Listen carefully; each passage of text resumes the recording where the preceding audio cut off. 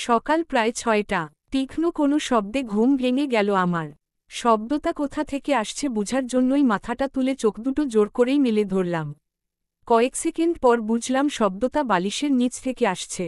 আমার ফোনটাই বেজে চলেছে এতটা নিষ্ঠুরভাবে। ফোনটা হাতে নিয়ে আছাড় মারতে ইচ্ছে করছিল, তবু রিসিভ করে কানে নিলাম। সাথে সাথে ওপাশ থেকে উদ্বিগ্ন কণ্ঠে গাধার মতো বলে উঠল চিত্রা। রোদ, এবার আর আমার নিস্তার নেই রে। কেন, খুন টুন করেছিস নাকি? শান্ত গলায়। দুপুর 2টোয় পাত্রপক্ষ আসছে। মার ছেলেটাকে বেশ পছন্দ।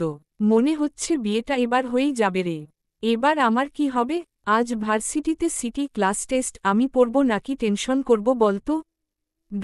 অবশ্যই পড়বি। বিয়ে নিয়ে এত টেনশন করার কি আছে বুঝলাম না। হুট করে কবুল বলে ঠুস করে বাসর ঘরে ঢুকে যাবি, এখানে এত কাপাকাপি হাপাহাপির কিছু দেখছি না আমি। তারপরেরটা তোর বরের উপর ছেড়ে দে। 1 বছর পর হসপিটালে তোর বাচ্চা নিয়ে দোলাদুলি খেলাখেলি আমার উপর ছেড়ে দে, নো চাপ। তুই মজা করছিস? Are you kidding with me? No, am serious. মজা ফোজার টাইম নাই, এখন সব সিরিয়াস চলবে। মজা ফোজার দিন শেষ। তুই বরং এক কাজ কর, পড়ার টেবিল থেকে উঠে বিছানায় গিয়ে শুয়ে পড়। কেন? অবাক হয়ে, বিছানায় শুয়ে কি হবে? বিছানায় শুয়ে কি হবে আবার?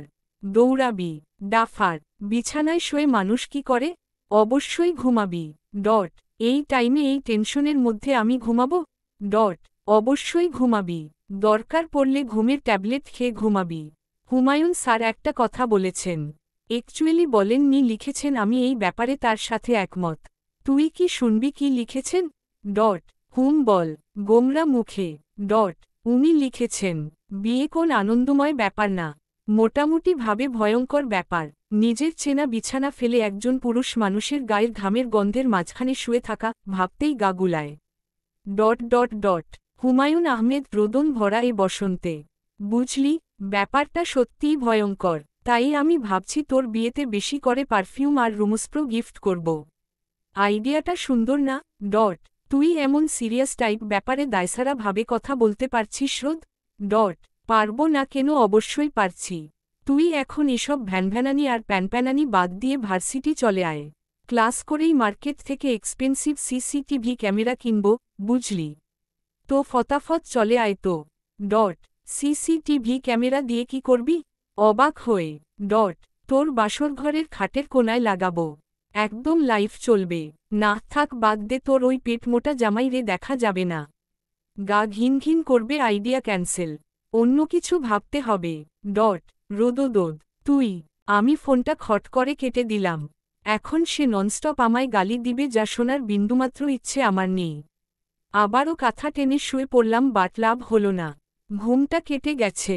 কোনোরকম ফ্রেশ হয়েই কফি হাতে দাঁড়িয়ে গেলাম ব্যালকনিতে। সত্যি কি চিত্রার বিয়েটা হয়ে যাবে?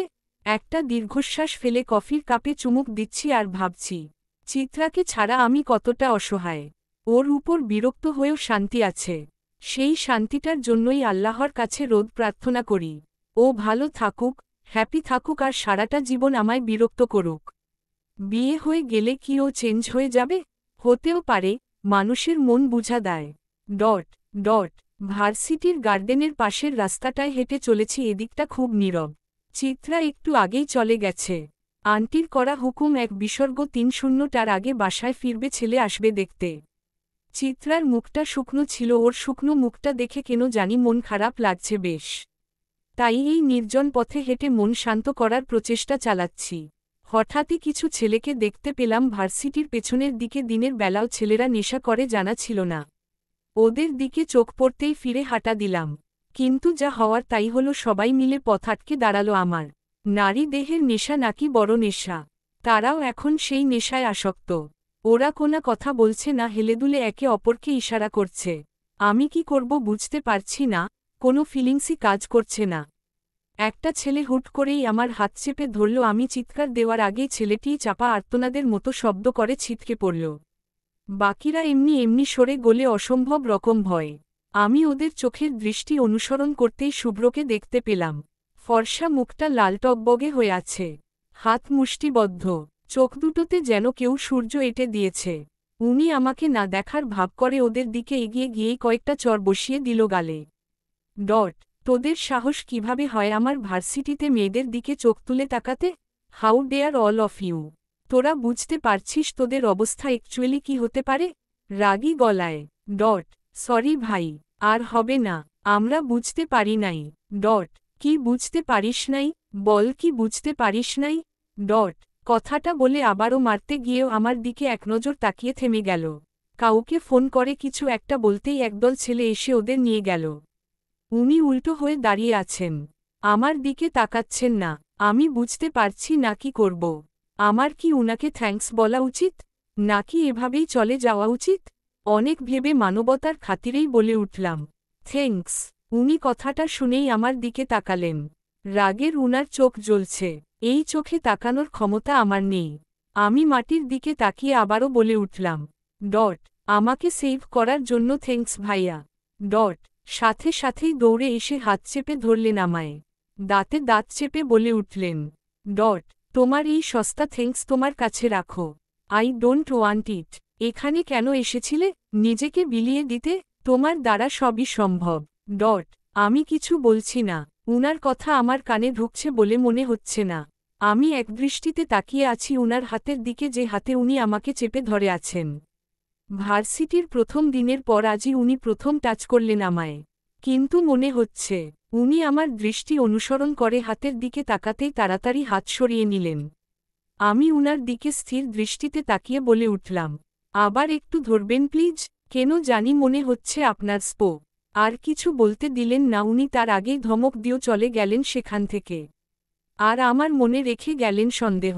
আপু আর আমি তৈরি হচ্ছি বাইরে যাব। আজকে আইসক্রিম, ফুসকা, চটপটি যা সামনে পাবো সব খেয়ে পেট ভরব।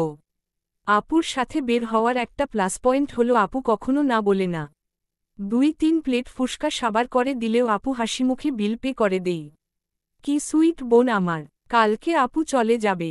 ভার্সিটির ছুটি শেষ তার, তাই আজকে এত আয়োজন করে ঘুরতে যাওয়া। নীল শাড়ি, নীল চুড়ি, একদম এলাহি কাণ্ড। দুজনে তৈরি হয়ে বের হতেই দেখি মামু আর অভ্র ভাইয়া বসে আছে। কাল তাদের বাসায় দাওয়াত। আমাদের দেখেই মামু হাসি হাসি মুখে বলে উঠলেন, রোদ মা কোথায় যাচ্ছিস? মামু ঘুরতে যাচ্ছি, আজ ফাটিয়ে খাবো। আপু তো কাল চলে যাচ্ছে, তাই তুমি আবার সাথে যেতে চেও না? তোমায় নেওয়া যাবে না, এখানে শুধু ইয়াংস্টার্সদের কর্তৃত্ব, বুড়োদের নেওয়ার নিয়ম নেই। মামু আমার কথায় হুহা করে হেসে উঠলেন। হাসি মুখেই বলে উঠলেন, আচ্ছা যাব না, তবে তুই কিন্তু ভুল বললি। আমি এখনও যথেষ্ট ইয়াং। দেখ তো অভ্র আর আমার মধ্যে কাকে বেশি স্মার্ট লাগছে? অবশ্যই আমাকে। কথাটা বলে মামু নিজেই হেসে দিলেন, সাথে আমরাও। তারপর হঠাৎই হাসি বন্ধ করে বলে উঠল, রুহিমা, তোমার কাল না গেলে হয় না? কেন মামু? কাল একটু কাজ ছিল, তুমি কালকের দিনটা ম্যানেজ করে থেকে যাও। হবে না? ঠিক আছে মামু, থাকবো, আপনি চিন্তা করবেন না। দেন গ্রেট, মুচকি হেসে। তাহলে আমরা যাই মামু, তুমি বসে বসে চা খাওয়ার বয়স বাড়াও। তবে রে, দিন দিন দুষ্টু হচ্ছিস তুই রোদ। আচ্ছা, তোরা একা না গিয়ে অভ্রকে নিয়ে যা। না, আমরা একাই যাব। আরে বডিগার্ড হিসেবে নিয়ে যা। হা হা হা হা। বডিগার্ড? আইডিয়া খারাপ না। এই ভাইয়া হবেন নাকি bodyguard? Free bodyguard, no payment. কোমরে হাত রেখে। বাবা বলে সুন্দরী মেয়েদের বডিগার্ড হওয়া দোষের কিছু না, বরং সৌভাগ্যের বিষয়। এসব বিষয়ে না বলতে নেই। ফতাফত নির্লজ্জের মতো হ্যাঁ বলে দিতে হয়। আমি আবার খাঁটি বাঙালি না বলতে পারি না, আর সুন্দরী মেয়েদের তো কোনো কালেই না। অভ্র ভাইয়া কথাটা যে আপুকে উদ্দেশ্য করে বলল তা বেশ বুঝতে পারছি। আমি আর চোখে আপুর দিকে তাকাতেই দেখি সে লজ্জায় লাল, নীল, গোলাপি হয়ে যাচ্ছে ক্রমাগত। বাহ মাইয়া, দেখি লজ্জাবতী লতিকা। অভ্র ভাইয়া আর আমি পাশাপাশি হাঁটছি, হাতে আইসক্রিম। দুজনেই নানা গল্পে মুশগল। আপুর একটা কল আসায় সে পেছনে পড়েছে, আমাদের দাঁড়াতে নিষেধ করে মোবাইলে ব্যস্ত হয়ে পড়েছে সে। তাই আমরাও আর অপেক্ষা না করে হাঁটা দিয়েছি। হঠাৎই কোথা থেকে শুভ্র ভাইয়া এসে হাজির। একদম আমাদের সামনে এসে দাঁড়িয়ে পড়লেন উনি। আমি আর ভাইয়া দুজনেই অবাক। এভাবে সামনে দাঁড়ানোর মানে কি? ভাইয়া ভ্রু কুচকে তাকিয়ে বলে উঠলেন, ডট কি সমস্যা? ডট শুভ্র ভাইয়া দাঁতে দাঁত চেপে বলে উঠল, অনেক সমস্যা। এটুকু বলেই ঘুরে হাঁটা দিল। কিছুটা গিয়ে আবারও ফিরে এসে আমার হাত থেকে আইসক্রিমটা ছুঁড়ে নিয়ে পাশের ড্রেনে ফেলে দিয়ে আবারও হাঁটা দিল। আমি তো অবাক, অভ্র ভাইয়া আরও অবাক। এবার আমার অভ্র ভাইয়ার প্রতি রাগ লাগছে, উনি কিছু বললেন না কেন? হুয়াই, এই সাদা বিলাইটাকে কেন এভাবে ছেড়ে দিলেও? ডট ভাইয়া, উনি আমার আইসক্রিম নিয়ে চলে গেল আর আপনি দাঁড়িয়ে দাঁড়িয়ে দেখছেন? ডট হুট করে এভাবে নিয়ে নিবে আমি জানতাম নাকি? আধ খাওয়াটা নিয়ে কি লাভ হলো বুঝলাম না। আমাকে বললে তো নতুন দেখেই কিনে দিতাম। ডট আশ্চর্য তো, উনি ডাকাতি করে নিয়ে গেলেন। কোনো ডাকাত কি ডাকাতি করার আগে আপনাকে বলবে? স্যার আমি ডাকাতি করব। পারমিশন পাওয়া যাবে? ডাকাত তো হুটহাটি ডাকাতি করবে, এটাই নিয়ম। এদের উপর আমাদেরও হুটহাট কারে ঝাঁপিয়ে পড়তে হবে। আর এখানে আপনাকে দেখে তো মনে হচ্ছে আমার আইসক্রিম যে নিয়ে গেল তাতে আপনার মাথা ব্যথা নেই। আপনি তো উনাকে আইসক্রিম কিনে দিতে পারেননি এই দুঃখে কাতর? রাগী গলায়। ডট আরে তা নয়, আসলে। ডট আসলে কি? আপনি উনাকে কিছু বললেন না কেন? 2-3টা ঘুষিও তো দিতে পারতেন।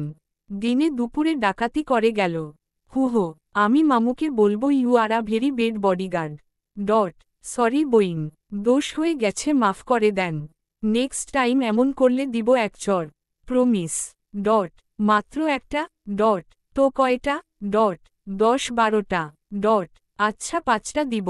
আমি তাকাতেই, মানুষকে আঘাত করা মহাপাপ তো। আল্লাহ পাপ দেয়, জানো না? ডট উনার কথার ভঙ্গি দেখে দুজনেই হেসে দিলাম। ভার্সিটি শেষে গেইটের সামনে দাঁড়িয়ে আছি। দাঁড়িয়ে থাকার কারণ হলো অভ্র ভাইয়া। আজ উনাদের বাসায় যাওয়ার কথা। সবাই সকালেই চলে গেছে, শুধুমাত্র আমিই রয়ে গেছি ভার্সিটিতে ক্লাস ছিল বলে। মামু ফোন দিয়ে বলে দিয়েছেন অভ্র ভাইয়া যাবেন, একা যেন না আসি। তাছাড়া এর আগে যেহেতু যাইনি চিনিও না। চিত্রাও আমার পাশে মুখ ফুলিয়ে দাঁড়িয়ে আছে, ওর এক অভ্যাস মন খারাপ থাকলেই মুখ ফুলিয়ে বসে থাকবে। একটা কথাও বলবে না, এমনকি হু হাও না। সারাদিন তাই করেছে, এখনও চুপ করে দাঁড়িয়ে আছে। ডট চিতা বাঘ, তোর জামাই উঠবি, কেমন দেখতে রে? উত্তর না দিলে তোর বিয়া তাড়াতাড়ি হয়ে যাবে, আমিন।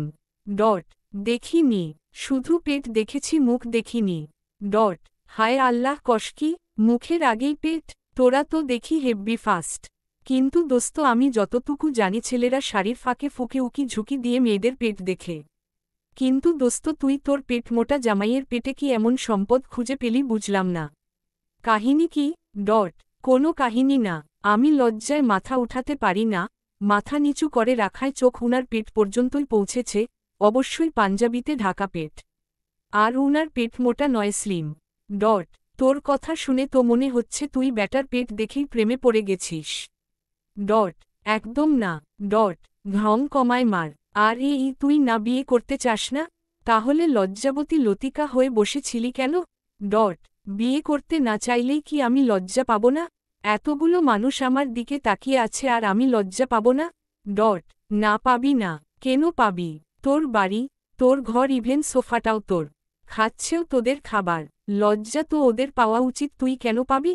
বিয়ের জন্য রাজি থাকলে না হয় লজ্জাটা মানাতো। যেহেতু রাজি নস সেহেতু কেন লজ্জা পাবি? বরং এমনভাবে তাকাবি ছেলে যেন ভয় পেয়ে মায়ের আঁচলো ধরে বলে, মাম্মাম আমি বিয়ে করব না। তা না করে লজ্জায় লাল হয়ে সেজে বসেছিলি। ছেলে যে তোকে স্ট্রবেরি ভেবে খেয়ে ফেলেনি, এটাই তো তোর ভাগ্য। ডট আমার লজ্জা লাগলে আমি কি করব? মুখ ফুলিয়ে। ডট আমি লজ্জা লাগলে আমি কি করব? ঘং যা তো এখান থেকে। দাঁড়িয়ে আছিস কেন? সে আসবে নাকি? ডট জি না, আমার না, তোর সে আসবে বলে দাঁড়িয়ে আছি। হুহো। ডট আমার সে না, ভাইয়া আসবে। যা তো ভাগ। ডট চিত্রা চলে যাওয়ার কিছুক্ষণ পরেই অভ্র ভাইয়া এলো, পাশে আপু আছে। আমাকে দেখেই হাসিমুখে গাড়িতে উঠতে বললেন উনি। আমিও হাসি হাসি মুখে পেছনের সিটে গিয়ে বসে পড়লাম। আমি বসার 2 মিনিট পরই আরেকজন হুড়মুড় করে ঢুকে গেল গাড়িতে। চমকে গিয়ে পাশে তাকাতেই দেখি শুভ্র ভাইয়া। আমি তো উনাকে দেখে অবাক, কিন্তু উনার মধ্যে কোনো রিয়েকশন হলো বলে মনে হচ্ছে না। খুব স্বাভাবিকভাবেই কথা বলতে লাগল। ডট তাড়াতাড়ি চালাও, ক্ষুধা লাগছে ব্যাপক। এই তুমি নিশ্চয় রুহি? আপুর দিকে তাকিয়ে। ডট জি ভাইয়া। ডট কেমন আছো রুহি? আলহামদুলিল্লাহ। আপনি? এই তো ভালো, বাট আপাতত ক্ষুধায় কাতর। এনিওয়ে তুমি তো এবার ফাইনাল ইয়ার, রাইট? হ্যাঁ ভাইয়া। গুড। আমার 1 বছর জুনিয়র। ভাইয়ার থেকে 4 বছর জুনিয়র তুমি। আপনি মাস্টার্স করছেন? হ্যাঁ। তোমার নামটা বেশ সুন্দর, তুমিও বেশ মিষ্টি মেয়ে, কিন্তু একটা বিষয় বুঝতে পারছি না। কি বিষয় ভাইয়া? কৌতূহলী হয়ে। এর মতো ঝগড়ুটে মেয়ে তোমার বোন কি করে হলো? স্ট্রেঞ্জ। কুড়িয়ে পেয়েছিলে বুঝি? ভাইয়া, আপনি কিছু বলছেন না কেন? কে না কে গাড়িতে এসে বসে গেল আর আপনি কিচ্ছু বলছেন না? আর এখন তো আমাকেও অপমান করছে। কাল আইসক্রিমও কেড়ে নিয়েছিল। আপনি কিছু বলবেন না? আমি নেমে যাব। এই না না, দাঁড়াও, আমি ওকে বকছি। এই শুভ্র, ওকে জ্বালাচ্ছিস কেন বলতো? মার দিব একটা। আমি কই জ্বালাচ্ছি ভাইয়া, ও নিজে নিজে জ্বললে কি করতে পারি বলো তো? ভাইয়া, কথাটা শুনেই আমি হ্যাং। তার মানে মামু যে ছোট মহাশয় বলতেন ওটাই নি? হায় আল্লাহ, এত দেখি সোজা বাঘের গুহায় গিয়ে পড়লাম। কিন্তু আমায় কেউ বলেনি কেন? উনার কথা শুনেও তো বুঝা যাচ্ছে উনি আগে থেকেই জানতেন যে আমি উনার ফুপ্পির মেয়ে। তবুও কত বাজে বিহেভ করেছে আমার সাথে। কি ফাজিল। নিউ মার্কেটের সামনে থেমে গেল গাড়ি। মামু অভ্র ভাইয়াকে কিসব কিনে নিতে বলেছেন, কিন্তু এই সাদা বিলাইয়ের সেই ধৈর্য থাকলে তো সে কিছুতেই অভ্র ভাইয়ার সাথে যাবে না, এই মুহূর্তেই বাসায় যেতে চাই সে। এনি কষ্ট। অভ্র ভাইয়া হয়তো জানে একে বলে লাভ হবে না, তাই তাকে কিছু না বলে আপুর দিকে আর চোখে তাকিয়ে বলে উঠল, কেউই কি আমার সাথে যাবে না? সাথে সাথেই শুভ্র ভাইয়া বলে উঠলেন, রুহিকে নিয়ে যাও ভাইয়া, ওকে দেখেই বুঝা যাচ্ছে ওর চয়েস সুন্দর। রুহি যাবে ভাইয়ার সাথে? প্লিজজ। আমি উনার কথায় চরম অবাক। এই ছেলেকে দেখে কে বলবে এই ছেলে এতটা ফাজিল? আপুকে এত কিউট করে প্লিজজ বলছে, আপু তো নির্ঘাত ভাববে এই পোলা ইনোসেন্সের দোকান, কিন্তু আসলে তো তা নয়। একদম অসভ্য। শুভ্র ভাইয়ার কথায় আপু মাথা নাড়িয়ে হ্যাঁ বলে গাড়ি থেকে নেমে গেল। আমিও নামতে যাব, ঠিক তখনই শুভ্র ভাইয়া বলে উঠলেন, একে ও নিয়ে যাও। যদিও কাজে কিছুই লাগবে না, তবু নিয়ে যাও। উনার কথায় মেজাজ খারাপ হয়ে গেল। দাঁতে দাঁত চেপে উনার দিকে তাকিয়েই বলে উঠলাম, আপনি না বললেও আমি যাব। আপনার মতো থার্ড ক্লাস পার্সনের সাথে থাকার কোনো ইচ্ছে আমার নেই। হুহো। কথাটা বলে নামতে গেলেই বাদ সাধল আপু। এই না না, তোর আসতে হবে না। কি রোদ বাইরে দেখেছিস? সকালে তো ব্রেকফাস্টটাও করিসনি ঠিকঠাকভাবে, এখন 2 বাজে। পরে দেখা যাবে সেন্সলেস হয়ে পড়ে গেছিস। একটা মেয়ে শপিং করতে করতে বেহুশ, কি বিশ্রী অবস্থা হবে বলতো? তার থেকে তুই শুভ্র ভাইয়ার সাথে চলে যা, বাসায় গিয়ে রেস্ট নিবি। গো। না, উনার সাথে আমি কিছুতেই যাব না। তাছাড়া তুমি তো একা গেলে আনইজি ফিল করবে। আমি ম্যানেজ করে নিব। তবু তোর হেলথের সাথে নো কম্প্রোমাইজ। তোর তো একটুতেই প্রেশার লো হয়ে যায়, সো তুই বাড়ি যা। আর একটা কথাও না। আপুর কথায় মুখ ফুলিয়ে বসে পড়লাম। এই বলদের সাথে যাওয়ার কোনো ইচ্ছে আমার নেই, তবুও যেতে হচ্ছে। উফ, অসহ্য। কিছুক্ষণের মধ্যেই অভ্র ভাইয়া আপুকে নিয়ে হাওয়া হয়ে গেলেন আর আমার মতো অবলা নারীকে এই নরপিশাচের কাছে রেখে গেলেন। উফফো। দুজনেই চুপচাপ বসে আছি। উনার ভাব দেখে মনে হচ্ছে শুধু উনার পাশে কেন, উনার ত্রিসীমানার মধ্যে কেউ নেই। আজাইরা। হঠাৎই একটা মোড়ে গাড়ি থেমে গেল। সাথে সাথেই একটা ছেলে দৌড়ে এসে দাঁড়ালো জানালার পাশে। ছেলেটা ক্রমাগত হাঁপাচ্ছে, মনে হচ্ছে বেশ দৌড়েছে সে। হাঁপাতে হাঁপাতেই বলে উঠল, ভাই, যে বার্গার আনতে বলছেন উইটা তো পাই নাই, তাই চিকেন বার্গার নিয়ে আসছি। আর আইসক্রিমও আনছি, ধরেন। হাতটা বাড়িয়ে দিয়ে। উনি সামনের দিকে তাকিয়েই বলে উঠলেন, ওটা আমার জন্য নয় সাকিব, পাশের জনকে দে। উনার কথায় ছেলেটা আমার দিকে তাকিয়ে বেককল মার্কা হাসি দিয়ে বলে উঠল, ভাবি ধরেন, একদম ফ্রেশ আনছি। উনার ভাবি কথাটায় আমি ভ্রু কুচকে তাকাতেই সে তাড়াহুড়ো করে বলে উঠল, সরি আপুমনি। সাকিব গাধার মতো দাঁড়িয়ে না থেকে খাবারটা সামনে রেখে চলে যা। তোর না 3টাই ক্লাস? হ ভাই। তাহলে দাঁড়িয়ে আছিস কেন আহাম্মক? সরি ভাই। আসি ভাবি। সরি আপুমনি, আসি।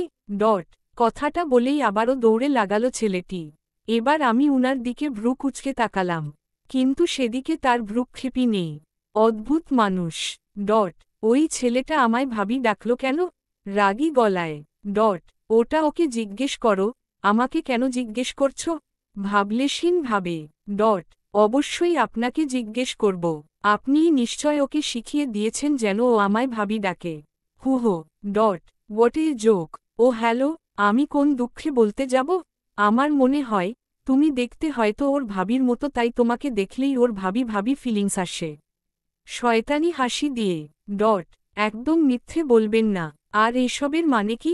বার্গার, আইসক্রিম এসব দিয়ে কি প্রমাণ করতে চাইছেন? হ্যাঁ। ডট নিজেকে জাস্ট সেভ করতে চাইছি, কিছু প্রমাণ করতে চাইছি না। ডট সেভ কার থেকে? ডট তোমার থেকে। ডট হোয়াটট অবাক হয়ে। ডট হুমম তোমার প্রেশার অলওয়েজ লো থাকে। ওভারঅলও 90-এর 50, আর সকাল থেকে না খেয়ে থাকায় এখন তা 90-এর 30-এও নেমে যেতে পারে। মোরাল অফ দ্য স্পিচ হল তুমি এখনই সেন্সলেস হয়ে যেতে পারো। আর আমার মনে হয় কি জানো, তুমি ইচ্ছে করে এমনটা করছো যেন সেন্সলেস হয়ে আমার কোলে চড়তে পারো। ও মাই গড, চিন্তা করা যায়? কি ভয়ানক মেয়ে। ডট জীবনেও না। আমি মরে গেলেও আপনার কোলে উঠব না। নিজেকে কি মনে করেন? হ্যাঁ, প্রিন্স চার্মিং, যত্ত সব আজাইরা। আর আপনি আমার ফিজিক্যাল কন্ডিশন কি করে জানলেন? সন্দেহের দৃষ্টিতে। উনি কিছু না বলে মুচকি হাসলেন। উনার হাসিতে পিত্তি জ্বলে গেল আমার। অসভ্য ছেলে। হাসিতেও একটা শয়তান শয়তান ভাব আছে। আবারও নীরব হয়ে গেল গাড়ির পরিবেশ। উনি খুব সফটলি গাড়ি চালাচ্ছেন আর পাশে বসে আমি ছটফট করছি। পেটের মধ্যে হাজারো প্রশ্ন কিলবিল করছে। উনাকে জিজ্ঞেস করব কি করব না বুঝে উঠতে পারছিলাম না। উনি কি উত্তর দিবেন? আচ্ছা, জিজ্ঞেস করেই দেখি, যা হবার হবে। সকল দ্বিধাদ্বন্দ্বকে জলাঞ্জলি দিয়ে প্রশ্নটা করেই ফেললাম। ডট একটা কথা জিজ্ঞেস করি? ডট না মানে বলছিলাম কি, আপনি কবে থেকে জানেন যে আপনি আমার মামুর ছেলে? ডট আমি তোমার মামুর ছেলে হতে যাব কেন? আমি আমার বাবার ছেলে। এখন আনফরচুনেটলি আমার বাবা যদি তোমার মামু হয়, then what can I do? Dot উফ, এত পেচান কেন? বলুন না কবে থেকে জানেন। ডট খাবারটা খেলে বলবো। ডট আমি ফতাফত বার্গারটা হাতে নিয়ে বললাম, ওকে খাচ্ছি। এবার তো বলুন। ডট উনি মুচকি হেসে আবারও গাড়ি চালানোই মনোযোগ দিলেন। কিছুক্ষণ চুপ থেকে বলে উঠলেন, ডট প্রথম দিন থেকেই জানি। ডট প্রথম দিন, তার মানে চর খেয়েই বুঝে গিয়েছিলেন? উনি রাগী চোখে তাকাতেই, না না মানে বলছিলাম যে প্রথমবার দেখেই বুঝে গিয়েছিলেন। ডট নো, প্রথমে বুঝিনি। প্রথমে ততটা খেয়াল করে দেখিইনি তোমায়। ক্যান্টিনে রাহা তোমার উপর পানি ফেলার পর বুঝতে পেরেছিলাম। ডট এমনি কেমনে বুঝে গেলেন? আর বুঝলে মামুকে বলেননি কেন? ডট আমি সিউর ছিলাম না, তাই বলিনি। আর আমি সিউর না হয়ে কিছুই করি না। ডট ওহ, তা না হয় বুঝলাম, বাট আপনি আমায় চিনলেন কিভাবে? ডট শুভ্র হাসল। হাতের ঘড়িটা একবার দেখে নিয়েই বলে উঠলেন, ডট বাংলা সিনেমা দেখেছ কখনো? ডট হ্যাঁ, কেন? অবাক হয়ে। ডট there is a common scene and that is. ছেলে অবিকল বাবার মতো দেখতে, নয়তো মেয়ে একদম মার মতো দেখতে। এসব দেখে তখন হাসি পেত। বিশ্বাস কোনো কালেই হয়নি। বাট আনফরচুনেটলি ব্যাপারটা তোমার সাথে ঘটেছে। ফুপির চেহারার সাথে তোমার চেহারার 80% মিল আছে। ফুপির ছোটবেলার ছবি যদি কেউ বারবার দেখে তাহলে তোমায় হঠাৎ দেখে চমকাতে বাধ্য হবে সে। ডট আপনি আম্মুর পিক দেখেছিলেন? ডট হুমম আমাদের বসার ঘরেই ফুপ্পির ছোটবেলার, আই মিন তোমার বয়সী একটা পিক ঝুলানো। ছোট থেকেই দেখে আসছি। ডট ওহহ, আপনি আমার রিলেটিভ, এটা জানার পরও আমার সাথে কি বাজে বিহেভ করেছেন। ছি, আমি মামুকে সব বলে দিব। মুখ ফুলিয়ে। ডট আমি কি তোমার সাথে কথা বলার সময় স্ল্যাং ইউজ করেছি? তোমার শরীরে হাত দিয়েছি? তাহলে মিসবিহেভ কিভাবে করলাম? বাবাকে কি বলবা? বাঁকা হাসি দিয়ে। ডট আপনি আমায় প্রস্টিটিউটের সাথে তুলনা করেছেন, এটা কি কম? রাগী গলায়। ডট আচ্ছা বলো, আমিও বাবাকে বলবো কেন তুলনাটা করেছি। গলায় লাভ বাইট ভাসিয়ে ঘুরলে যে কেউ এই একই কথা বলবে। তোমাকে দেখে পিচ্ছি মনে হলে কি হবে? বয়ফ্রেন্ডদের সাথে যে রাস্তায় রাস্তায় রোমাঞ্চ করে বেরাও, সেটা বাবার জানা উচিত। আচ্ছা, তুমি কি শুধু রাস্তায়ই এমন করো নাকি রুমেও? Dot shut up. আর একটা কথা না, গাড়ি থামান। ডট কেন? Dot I said stop the car চিৎকার করে। চিৎকার করে লাভ নাই, থামাব না। তাহলে আমি গাড়ি থেকে লাফিয়ে পড়ব। আপনার ঘৃণ্য চেহারা দেখার চেয়ে গাড়ি থেকে পড়ে মরে যাওয়া ভালো। গাড়ি থামান বলছি, দাঁতে দাঁত চেপে। পারলে লাফিয়ে পড়ো। আই ডোন্ট কেয়ার বাট গাড়ি থামবে না। শান্ত গলায়। রাগে আমার গা জ্বলছে। ইচ্ছে করছে চিৎকার করে কান্না করি, নয়তো একে খুন করে ফেলি, তাহলে হয়তো রাগটা একটু কমতো। মানুষ এতটা খারাপ কি করে হতে পারে? ছি। নিজের অজান্তেই দুফোঁটা চোখের জল গড়িয়ে পড়ল গাল বেয়ে। সাথে সাথেই ব্রেক কষলেন উনি। আমার দিকে রাগী চোখে তাকিয়ে বললেন, খবরদার, যা করার করো, বাট চোখের পানি পড়লে খবর আছে। আমি যা ইচ্ছা করি তাতে আপনার কি? Just go to hell. আমার লাইফটাকে নরক বানিয়ে দিয়েছেন আপনি। কথাটা বলেই সামনে রাখা পানির বোতলটার ছিপি খুলে উপর করে দিলাম উনার উপর। আবার সেই পানি। উনার উপর পানি ঢেলেও শান্তি পাচ্ছিলাম না। মনে হচ্ছিল একে এক ধাক্কায় গাড়ি থেকে আউট করে দিলে কিছুটা শান্তি পেলেও পেতে পারি। উনার দিকে আর চোখে তাকালাম। উনি খুব শান্ত ভঙ্গিতে টিস্যু নিয়ে মুখটা মুছে নিলেন। শার্টের দিকে একবার তাকিয়ে দেখে নিয়েই হাতাটা ফোল্ড করে আবারও গাড়ি স্টার্ট দিলেন। উনার ভাব দেখে মনে হচ্ছে যেন কিছুই হয়নি, সব স্বাভাবিক আছে। আমার দেওয়া পানিতে উনার শার্টও ভিজে চুপচুপেও হয়নি। কি আশ্চর্য! এর রিয়েকশন বাটন কি কাজ করা বন্ধ করে দিয়েছে নাকি? হতেও পারে, হু নোস। সবাই ড্রয়িং রুমে বসে আছি। আড্ডায় মেতে উঠেছে মহল, কিন্তু সেখানে আমার কোনো যোগসূত্র নেই। চুপচাপ এক কোণায় বসে আছি আমি। ভালো লাগছে না মোটেও। শুভ্র ভাইয়ার ওই সব বিষাক্ত কথা শোনার পর ভালো না লাগাটাই স্বাভাবিক, মূলত ভালো লাগাটাই অস্বাভাবিক। শুভ্র ভাইয়া আমার বাম পাশের সোফায় চিত হয়ে শুয়ে ফোনে গেম খেলছেন আর ডান পাশে বসেছেন মামু। তাই চাইলেও উঠে যেতে পারছি না এখান থেকে। ব্যাপারটা আমার হাতে থাকলে এই মুহূর্তে বাড়ি থেকে বেরিয়ে যেতাম, কিন্তু ব্যাপারটা যেহেতু আমার হাতে নেই তাই চুপচাপ বসে বাড়ির প্রতিটি জিনিসে চোখ বুলাচ্ছি। মামুর বাড়িটা রাজমহলের মতো বড় নয়, আবার খুব ছোট নয়, মাঝারি আকারের ডুপ্লেক্স বাড়ি। আমার কাছে সবচেয়ে আকর্ষণীয় লেগেছে বাগানটা, বিভিন্ন ধরনের ফুলে ভর্তি। বাড়িতে ঢোকার সময় ছাদের এক কোণে কবুতরের ঝাঁকো চোখে পড়েছে।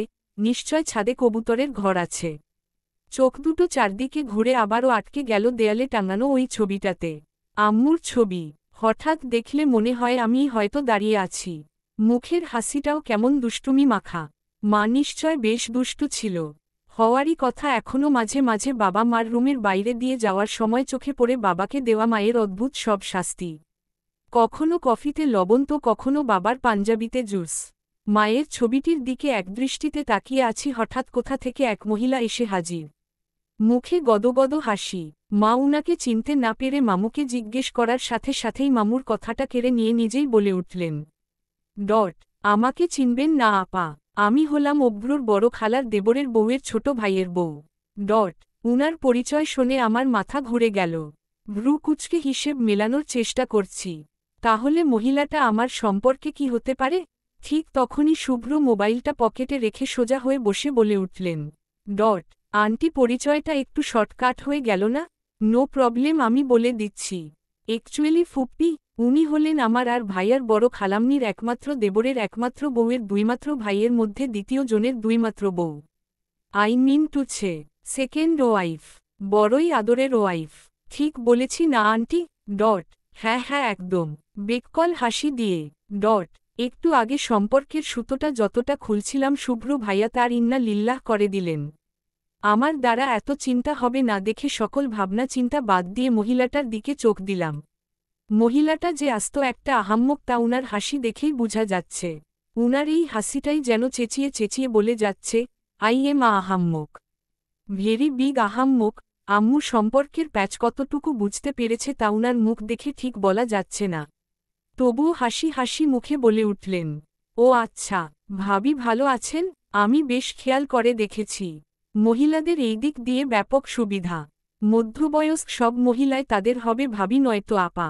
সম্পর্কে হাজার প্যাচ থাকলেও ঘুরে ফিরে ভাবি আপা। আর আমাদের ক্ষেত্রে খালা, ফুপু, মামি, কাকি, দাদি, নানি, আপি, ভাবি, আরও কত কি। একটার সাথে একটা ঘুলিয়ে ফেললেই বাস।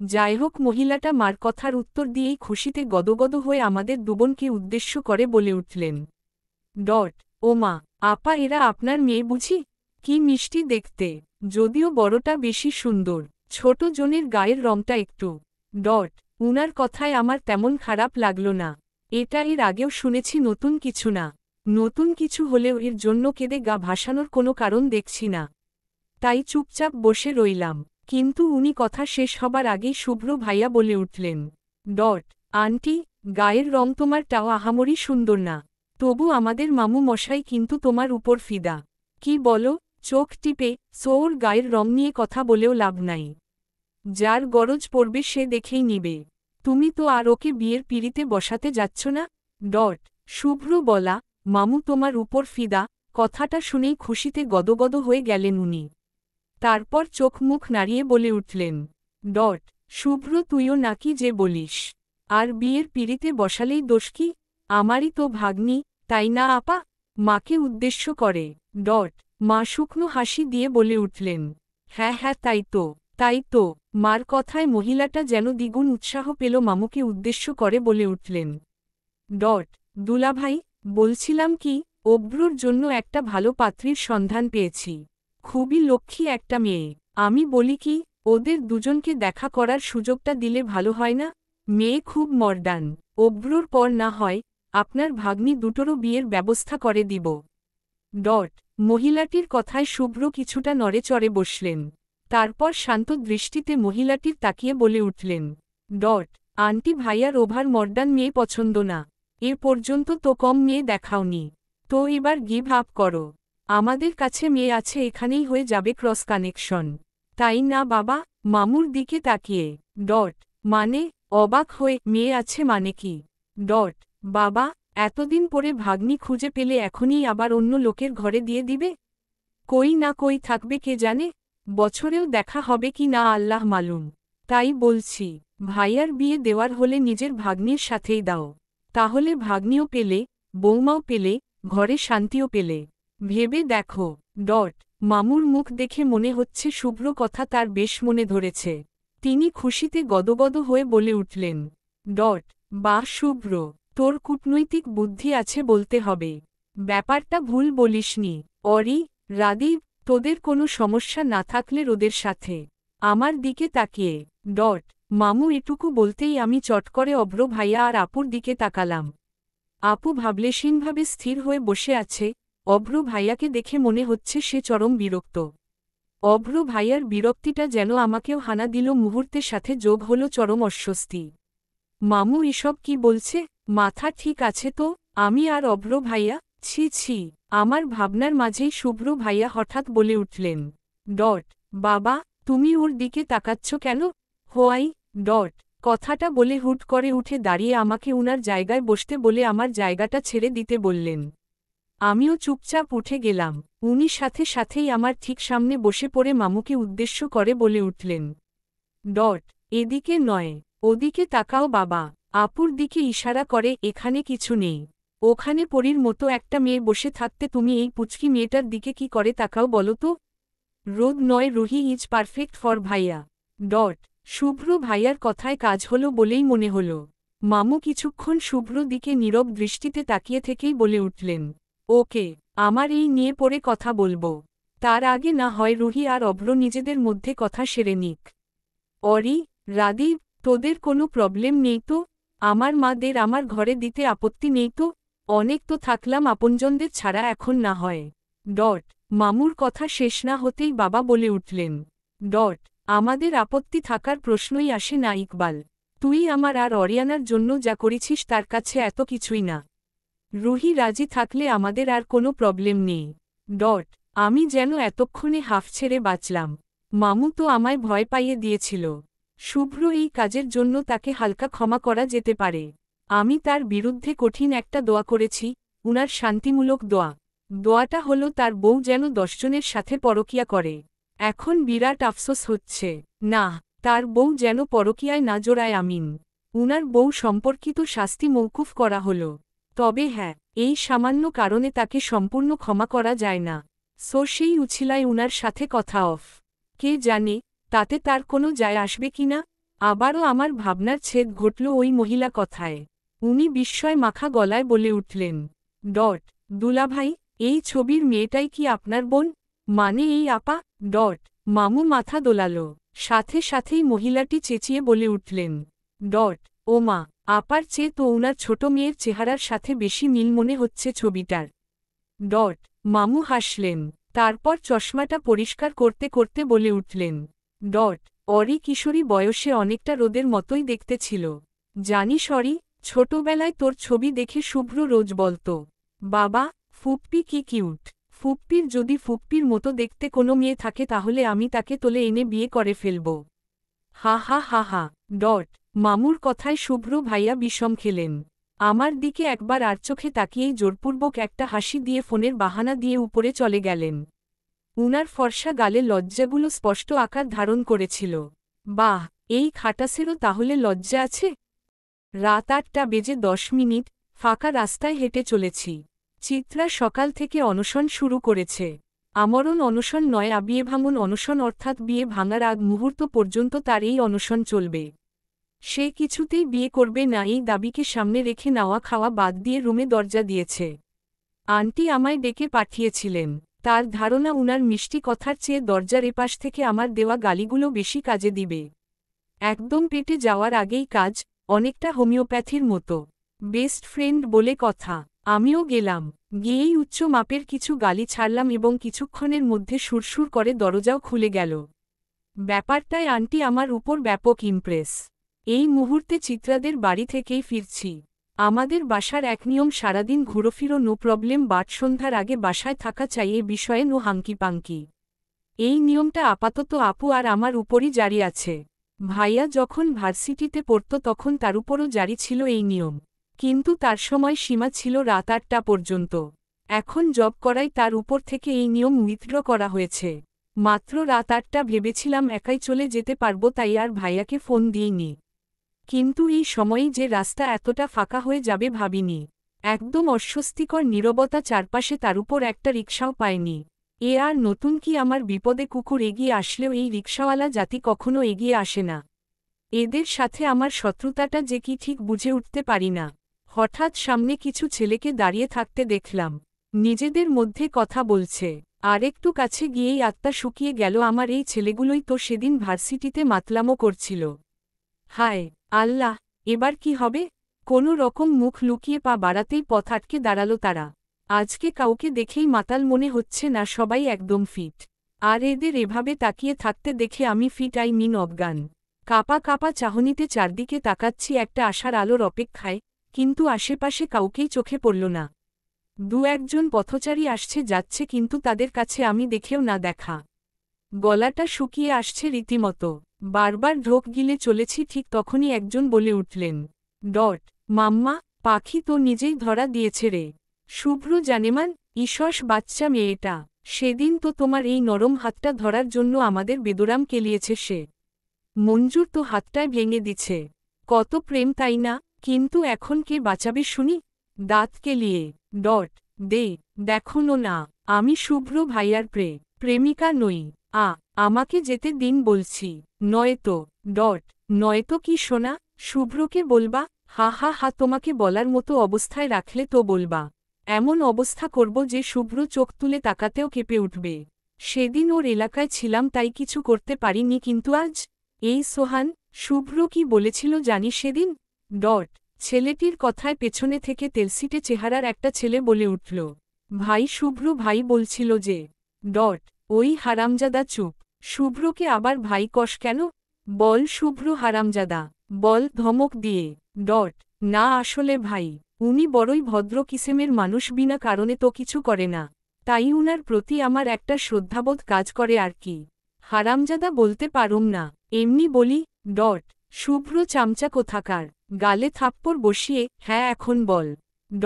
থাপ্পড়টা খেয়েও ছেলেটার মধ্যে তেমন কোনো ভাবাবেগ হল না। সে গালে হাত ঘষতে ঘষতে বলে উঠল, উনি কইছিলেন, শালা আমার ভার্সিটিতে এসে আমারই কলিজায় হাত দেওয়ার সাহস কেমনে হয় তোদের? এই ভার্সিটির একটা মেয়ের দিকে চোখ তুলে তাকালে মাটিতে পুঁতে ফেলব। আর এই যে একটু আগে মেয়েটার হাত ধরেছিলি, এর জন্য তোর হাতটা কেটে ফেলতে ইচ্ছে করছে। ওর হাতের কবজিতে লাল জখম হয়ে যাওয়াটা ঠিক বুকে হাত দিয়ে এইখানে লাগছে। আর শুভ্র বুকে আঘাত লাগে মানে অনেক কিছু। ভাই, এরপর কি কইছিল ঠিক মনে নাই, তখন আমি চর খাইয়া বেহুশ হইয়া গেছিলাম।